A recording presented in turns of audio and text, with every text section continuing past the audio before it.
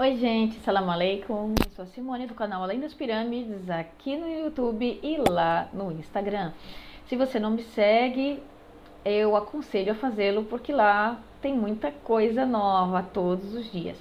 Então hoje nós vamos falar sobre um tema que vocês estão sempre pedindo, que é a dança do ventre. Eu já estou há muito tempo para fazer esse tema, mas hoje apareceu essa oportunidade e nós vamos ter aqui duas convidadas especiais. E são duas bailarinas brasileiras que moram no Cairo e trabalham nessa área. E nada melhor que elas para dizer como realmente é esse trabalho aqui no Egito.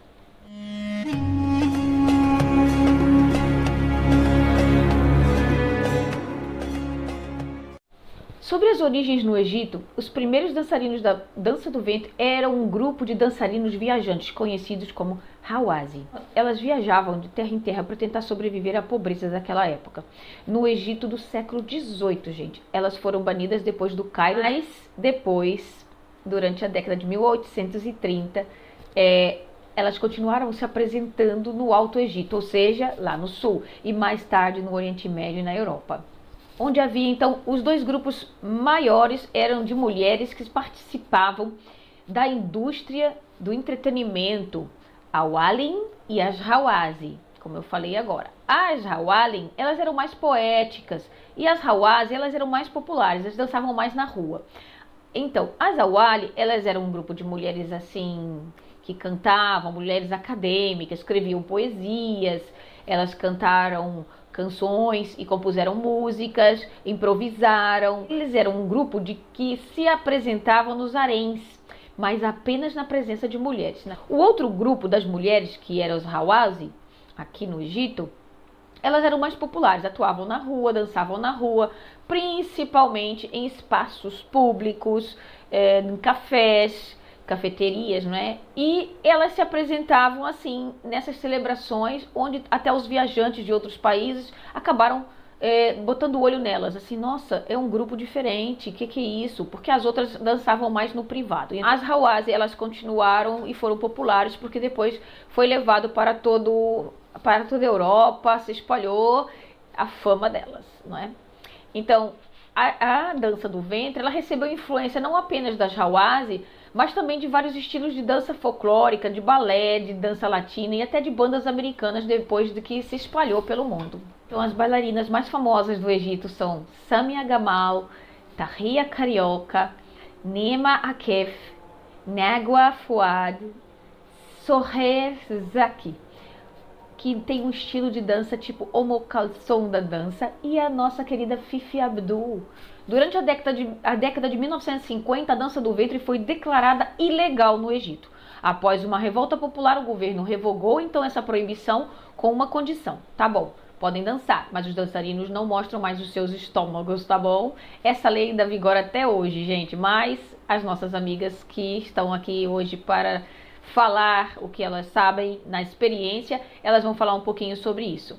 E hoje nós temos aqui a presença de duas colegas conhecidas, muito conhecidas agora no Egito, que vieram do Brasil e estão aqui atuando na área da dança do ventre e também dando aulas. E agora, com elas, aqui apresento vocês a Lourdiane e a Lidiane. Elas parecem até que são gêmeas, não é verdade?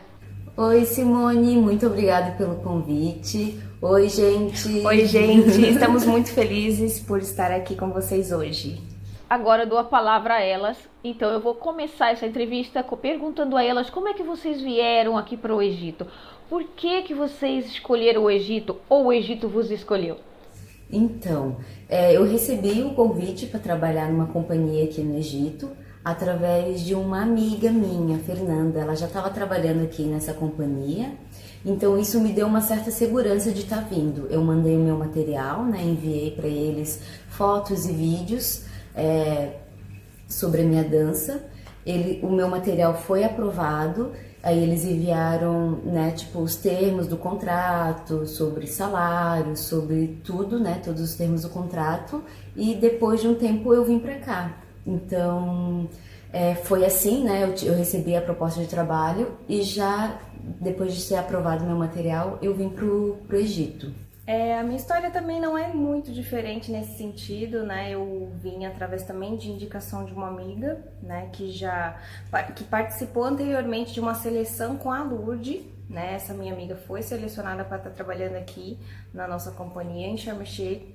E da mesma forma, eu, né, vi que a oportunidade era real. Eu falei, meu Deus, é possível trabalhar no Egito, nunca...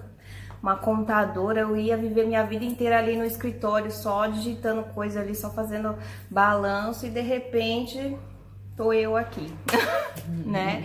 Esse é meu segundo ano. Lu e Li, como foi a sua adaptação aqui no Egito? Como é que foi o primeiro ano, os primeiros 6 meses, vai? Foi difícil? A questão da adaptação foi bem difícil para mim, bem difícil mesmo, porque... Principalmente no primeiro ano, né? Pra sim. todos nós, eu acho. Eu acho que, tipo, porque assim, no primeiro ano é muito chocante tudo, porque não é só a questão do trabalho que é diferente. No Brasil eu sou professora, né? Eu trabalho como professora, não tinha oportunidade de dançar, de ser bailarina. A gente dançava de vez em quando, em algum lugar aqui, outro ali, mas não vivia da dança só como bailarina. Né? Então aqui já é outra coisa, você tem que se adaptar à rotina de bailarina, que é diferente. E daí, mais a questão de alimentação, eu sofri bastante com a questão de alimentação. Sociais, né, também. As diferenças culturais, religiosas, e a questão também da saudade, assim, sabe? Eu sentia muita saudade da minha família, como eu fiquei muito tempo sozinha, eu não falava inglês, então, daí piorou. Eu não falava inglês, então pra mim foi muito difícil. Que fala, já é difícil, imagina pra quem não fala. Sim, gente, não é fácil não.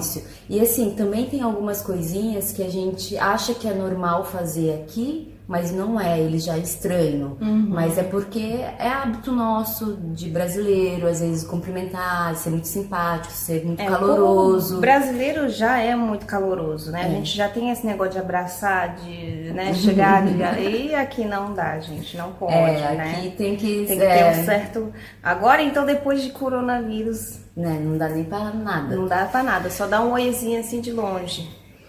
Mas isso aí eu tive, né, isso aí se adapta, né, com o tempo, mas o primeiro ano foi bem difícil. Para mim agora tá bem mais tranquilo, eu já consigo entender, já consigo saber o que para eles é considerado certo ou errado, ou entende, já consigo ali dar uma perceber, né, o que eles consideram legal ou não, porque como a gente trabalha com a nossa imagem e dançando, eles sempre estão de olho, então a gente também tem um pouquinho dessa preocupação de saber se tá fazendo a coisa certa, se né? Comportar, né? De acordo com os termos deles aqui. Meu primeiro ano também foi bem complicado, a adaptação, né? A gente tem aquela resistência, né, a entender as diferenças, né, culturais que são enormes, mas hoje eu já vejo, esse meu segundo ano, eu já vejo isso com um olhar totalmente diferente, né? Eu aprendi a respeitar e a gostar deles da forma que eles são.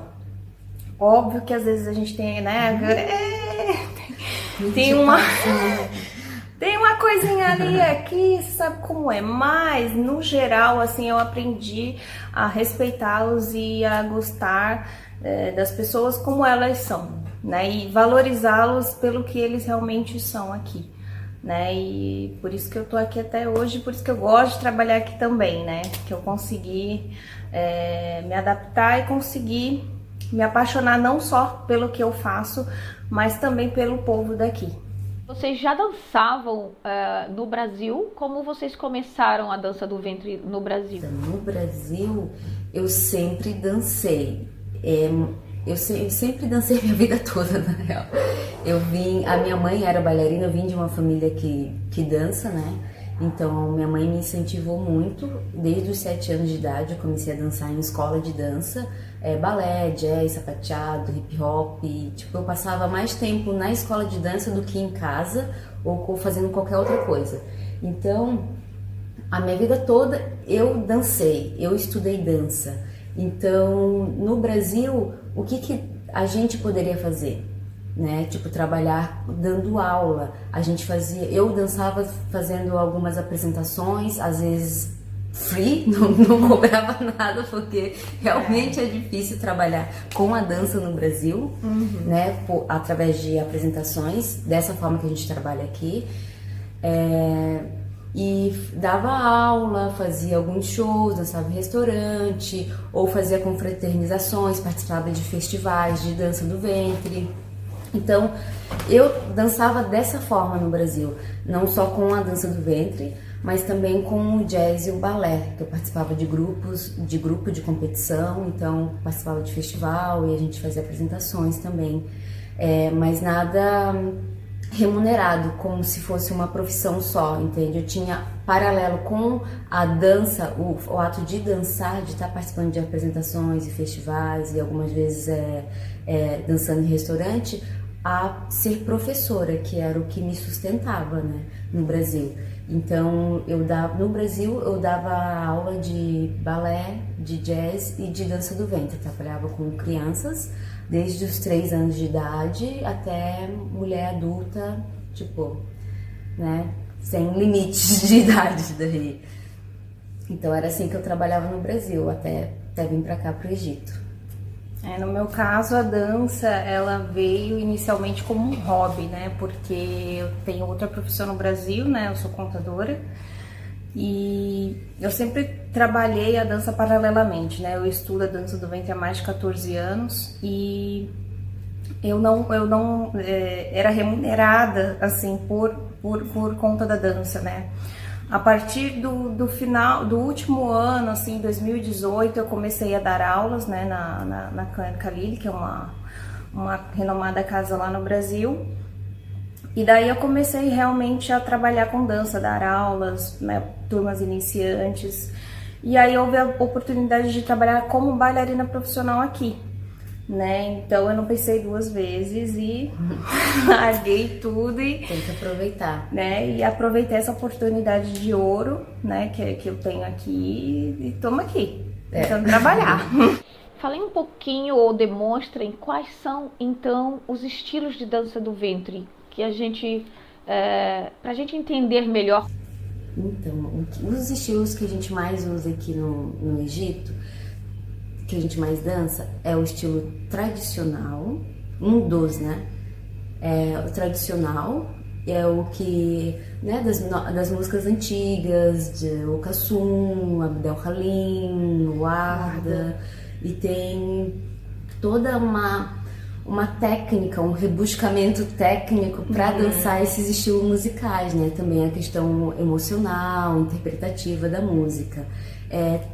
Também, mas só que esse estilo a gente não dança em qualquer lugar, a gente não vai dançar num nightclub porque o pessoal tá numa outra vibe, né? Agora, pra nightclub que a gente mais dança é o Shaabi e o Maharaganat. Esse estilo é o que a gente mais dança, porque a gente dança mais em nightclub, então é o que realmente assim sobressai assim sobre os outros estilos aqui que a gente faz. E é uma dança mais solta, mais alegre. É uma dança mais local, né? Do povo aqui, do dia a dia, do cotidiano. Então, a maioria deles se identificam muito, né? Não só com as letras, mas com a energia, né? Porque o povo egípcio é muito enérgico, né? Eles são muito festivos. E é muito interativo, né? A gente consegue interagir bastante com o público através dessas músicas, porque eles adoram cantar e eles interagem muito. Então, esse estilo que a gente dança, o que toca nos nightclubs atualmente, é o Shaabi, o Maharaganat, é o que a gente mais dança. Então, a gente adapta, né, a nossa dança para se encaixar nesse estilo. A gente também realmente não pode deixar de usar a técnica da nossa dança, dos nossos estudos, e dançar realmente como eles dançam aqui, como eles dançam na rua. A gente tenta fazer uma fusão, um bem bolado ali, para ficar no meio termo, sabe? Tipo, tentar usar a interpretatividade da música, algumas gírias, alguns passos específicos que eles fazem, mas também sem perder a identidade da dança do ventre. Claro que não é dança do ventre, chega a ser uma fusão ali, né? Então o Shabby Maharaganatha é uma das músicas que a gente mais dança. Dos estilos que a gente mais dança, mas tem outros estilos que a gente não vai se aprofundar muito, porque não são estilos que a gente trabalha no dia a dia, né? Que remetem a algumas cidades aqui também, né? Tem o Ballad, o Saíd, tem as danças folclóricas aqui no Egito, né? Mas que no dia a dia a gente não pratica tanto, né? Porque realmente o nosso dia a dia é mais voltado para o público dos nightclubs, do público totalmente diferenciado.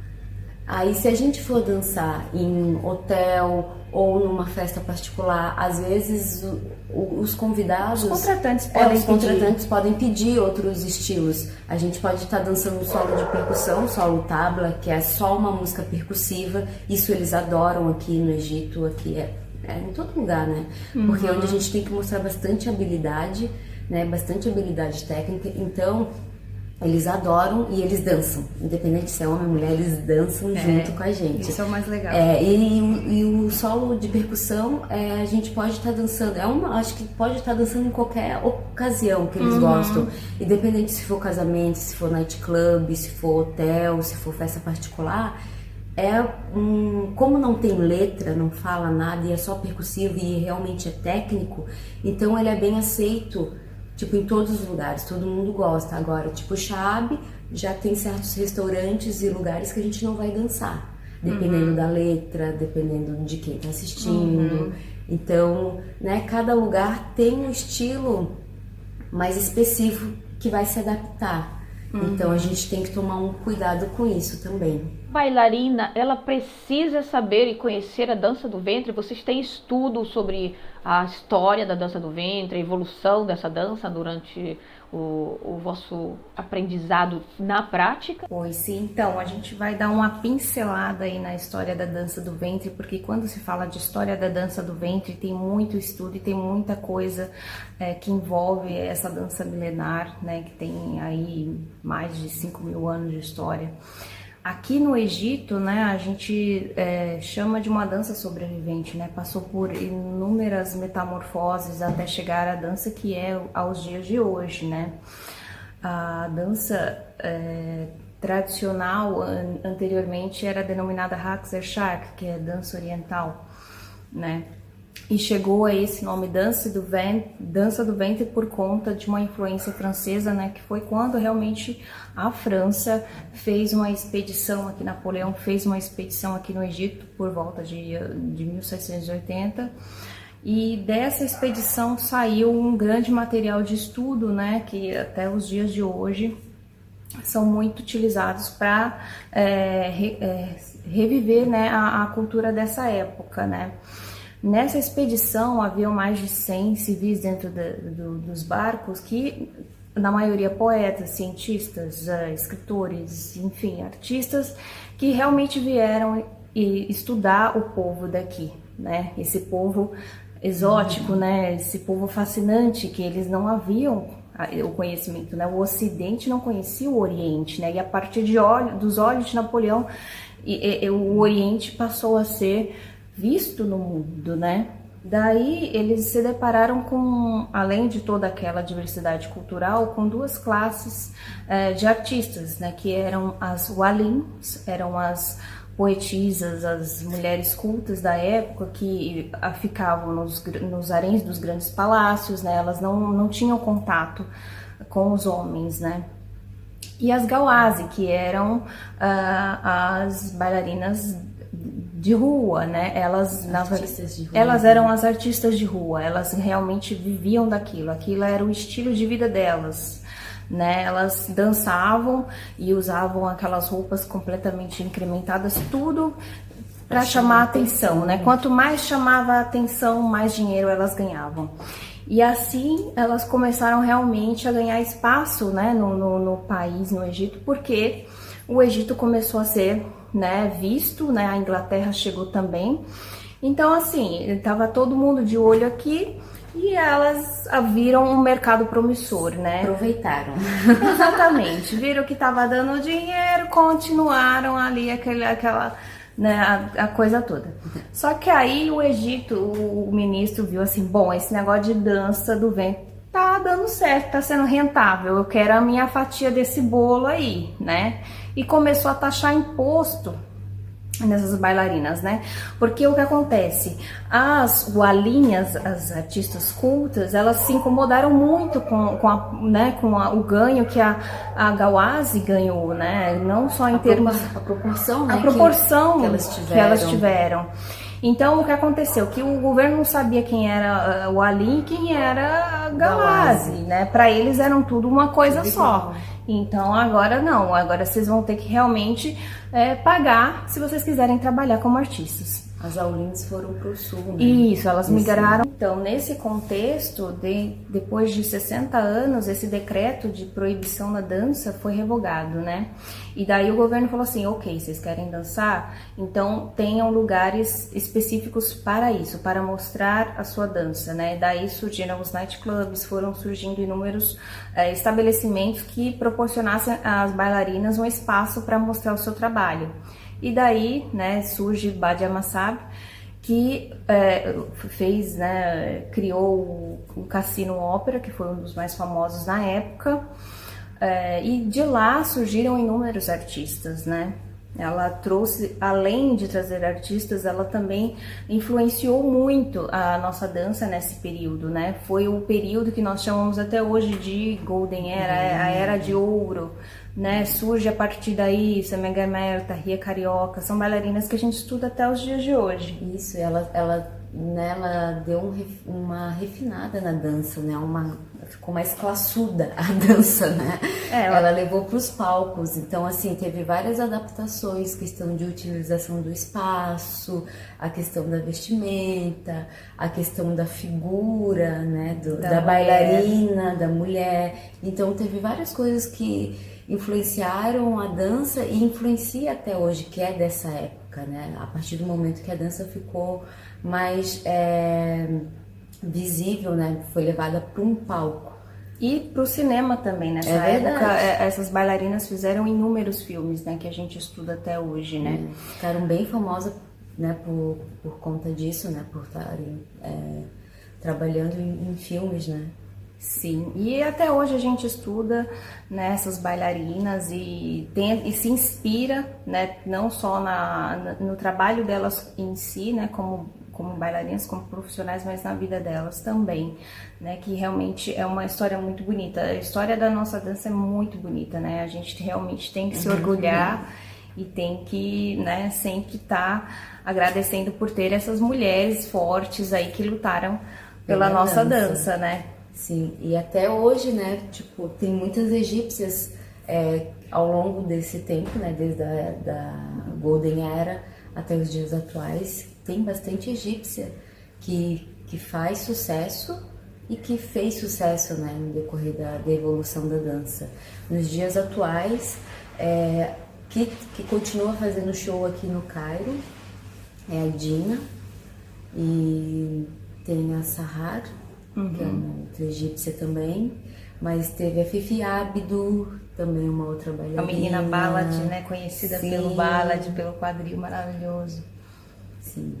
Existe lei para o trabalho no Egito? No vosso contrato que vocês acabaram aí de falar, existe assim lei sobre a roupa, sobre como vocês devem dançar, quem compra a vossa roupa, ou vocês é que fazem, como é que são essas despesas?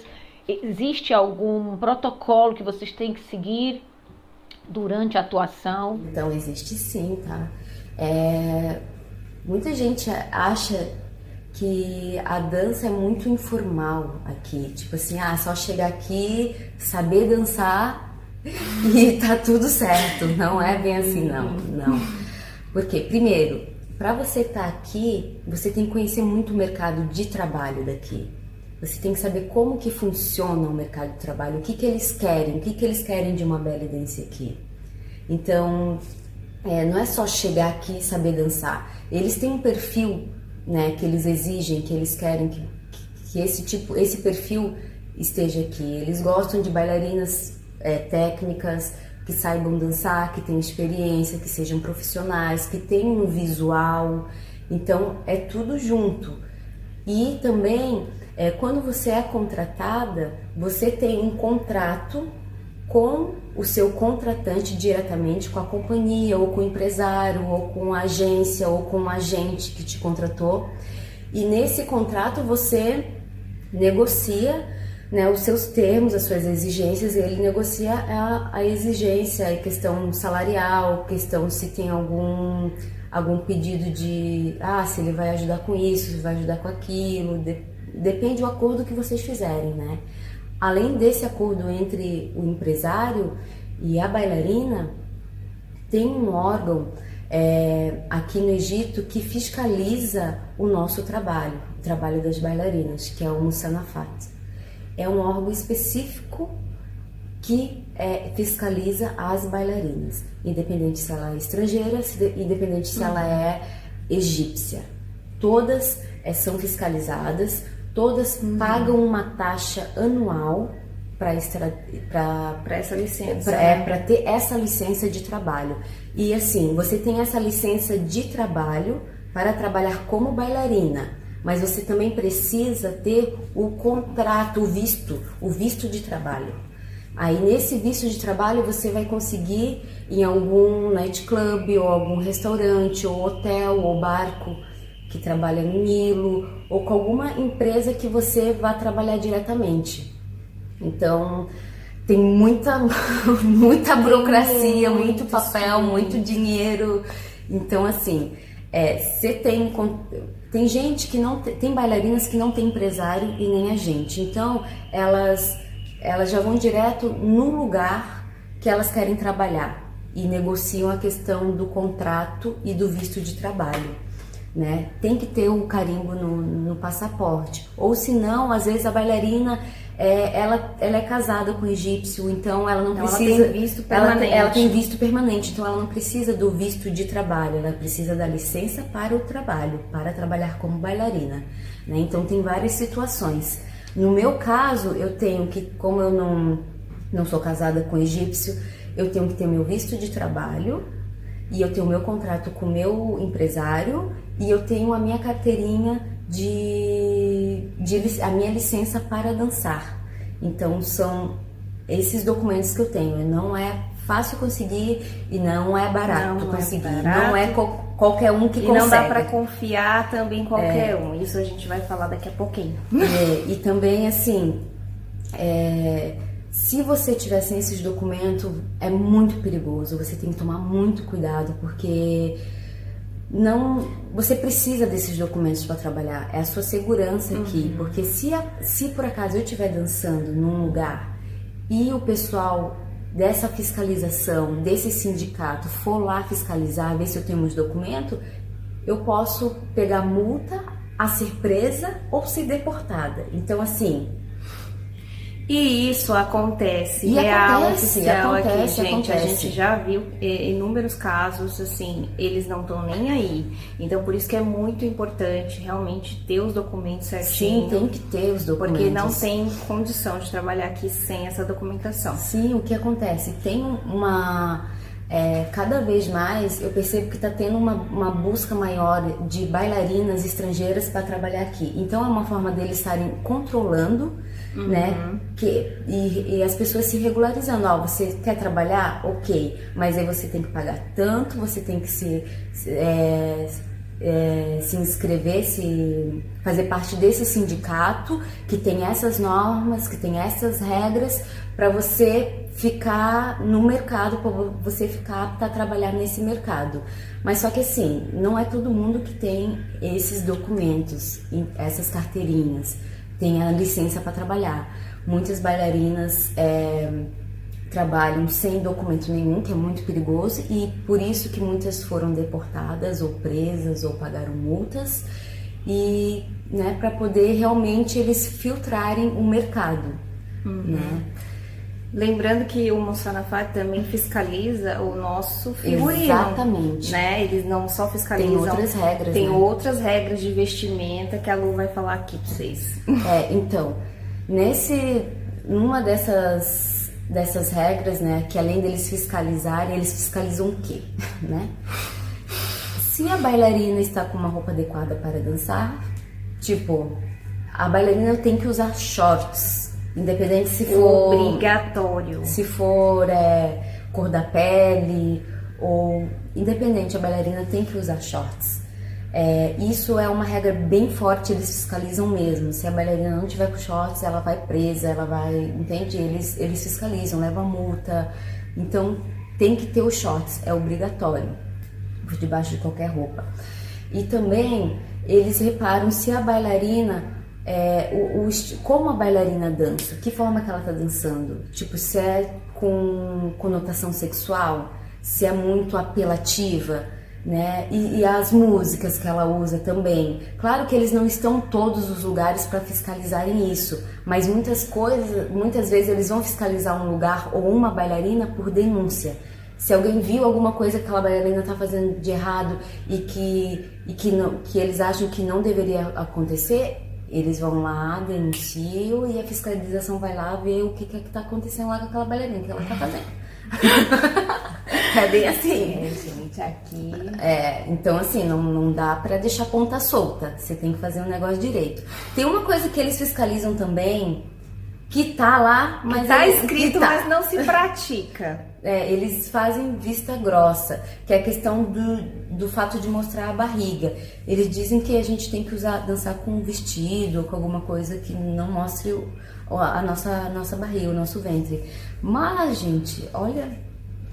Se pesquisar, fizer uma meia horinha de pesquisa, você vê todo mundo com cada figurina aí que não tem condição. Então, assim, isso aí, de todas as exigências e fiscalizações, assim, isso aí passa meio despercebido, porque tem outras coisas muito mais sérias. Então, isso aí eles relevam um pouco. Mas se eles quiserem pegar no seu pé, ele pode pegar no seu pé, porque você está dando por conta disso. Pergunta que não quer calar, que foi enviada pelas nossas seguidoras. A pergunta mais pedida foi: como os egípcios enxergam a dança do ventre? É um pecado? Eles não gostam? Eles adoram? Ou eles repudiam? Expliquem aí um pouquinho para os nossos seguidores. Então, se a própria religião islâmica, eles aceitam a dança do ventre aqui como uma manifestação artística, como uma manifestação do povo. Porém, eles não aprovam, né? Assim, eles não aprovam um familiar. Por exemplo, a minha filha não poderia ser uma belly dancer. E se dançar, seria apenas para dar aulas para outras mulheres ou para, enfim... entre mulheres, não expondo o corpo para os homens, né? Porque isso não é permitido na religião deles. Sim, e é uma coisa que demorou bastante tempo para eu perceber, como a maioria deles pensavam, a respeito do nosso trabalho aqui. Eles viam assim que o fato da gente mostrar o nosso corpo dizia que a gente precisava de dinheiro, né? Então, se a gente precisa de dinheiro, a gente precisava mostrar o nosso corpo para isso, tipo, né? Em relação ao nosso trabalho.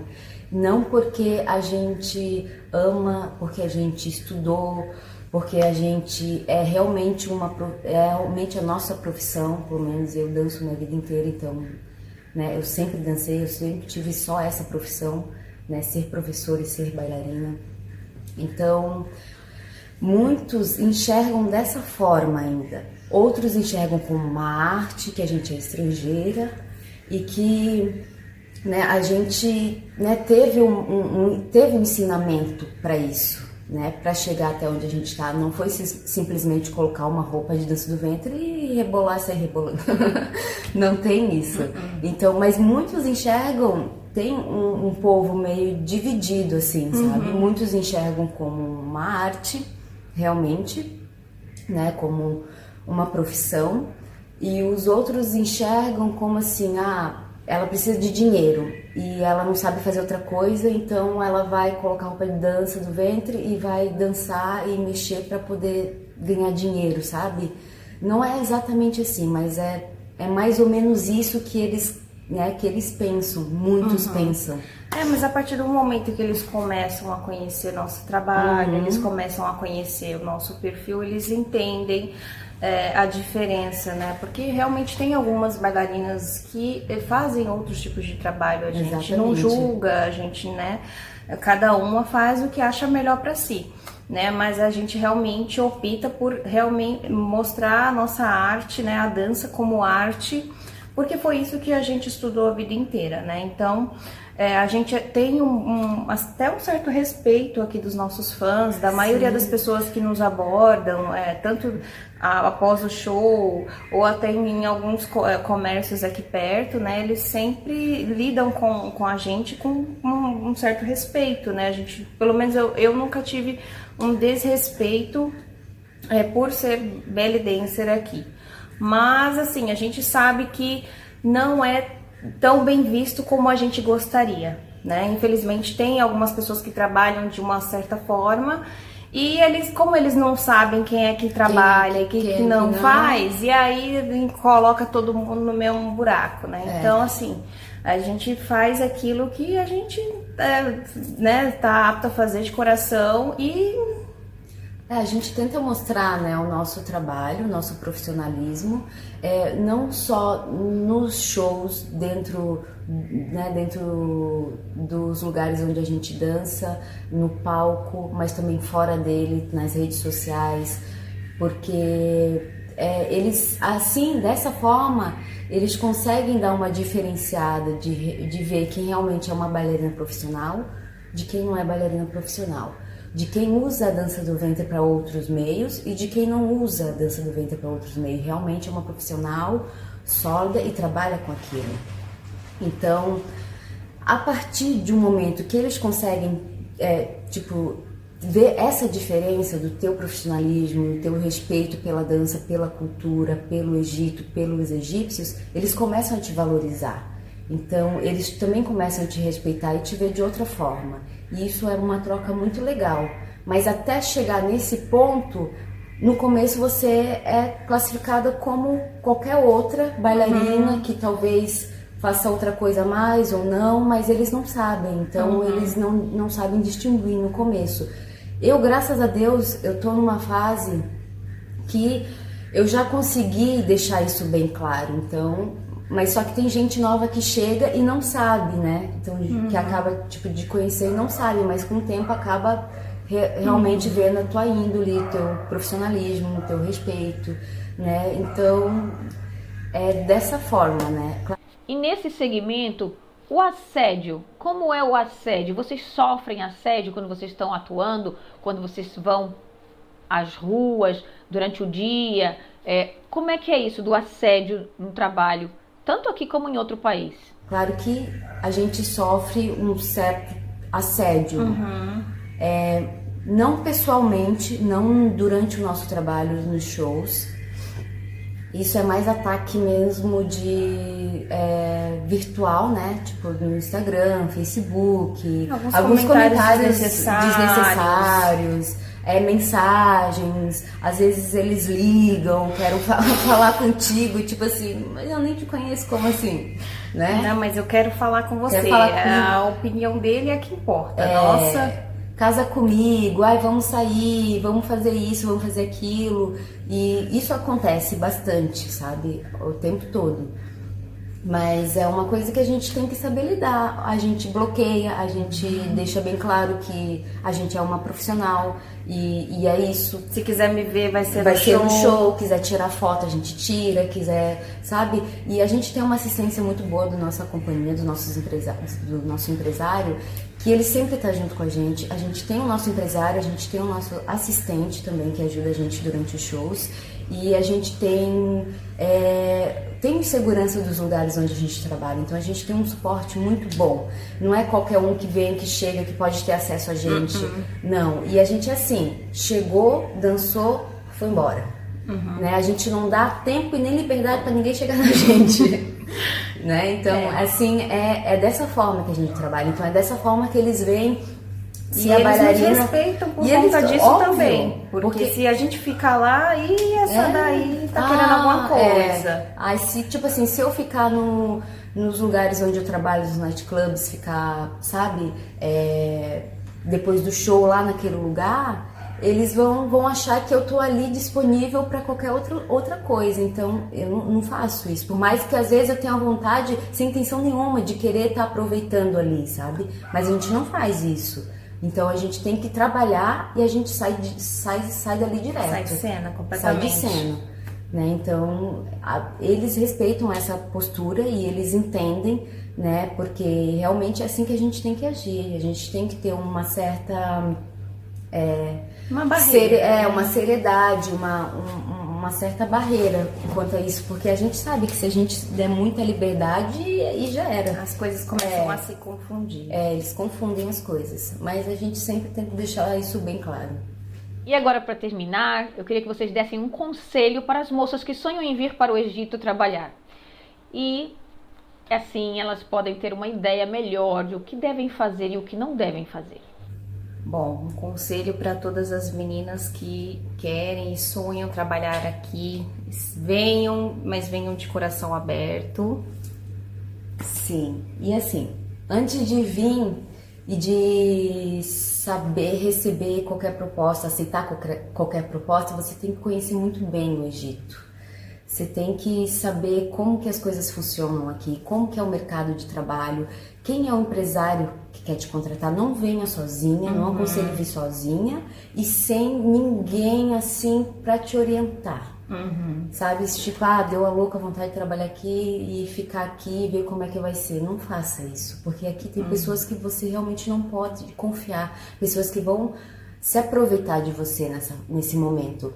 Então, você tem que saber qual é o perfil também de trabalho, o que eles procuram aqui.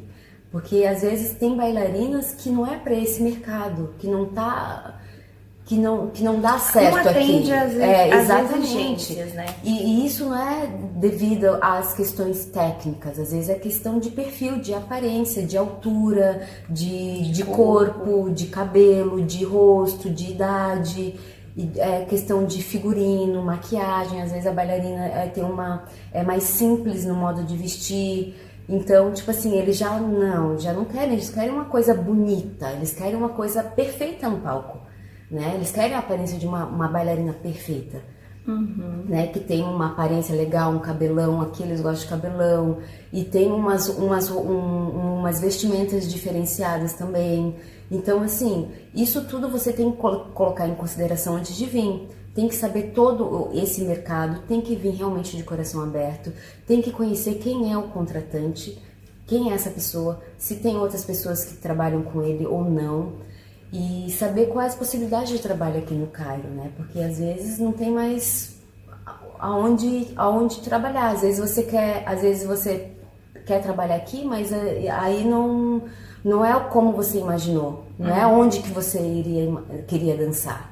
Então tem que ver bem isso antes de vir, né, para cá. E tem que ter muito cuidado com as propostas, tem que ter realmente muito cuidado, pesquisar bastante. Aqui tem bailarinas brasileiras que podem orientar, que podem te ajudar, te orientar para realmente não cair em cilada, porque infelizmente muitas caem. A gente sabe, a gente vê, né, as coisas que acontecem aqui. Então realmente pesquisem bastante, estejam certificadas daquilo que vocês estão fazendo 100%, porque mesmo quando chegar aqui vocês ainda vão ter surpresas. Então, pelo menos na questão da segurança, tenham plena segurança da decisão que vocês estão tomando e venham, mas assim, estejam preparadas para o novo, porque tudo vai mudar, sua vida muda completamente, né? E tem que ver uma questão assim, que é bem importante, a questão do visto, né?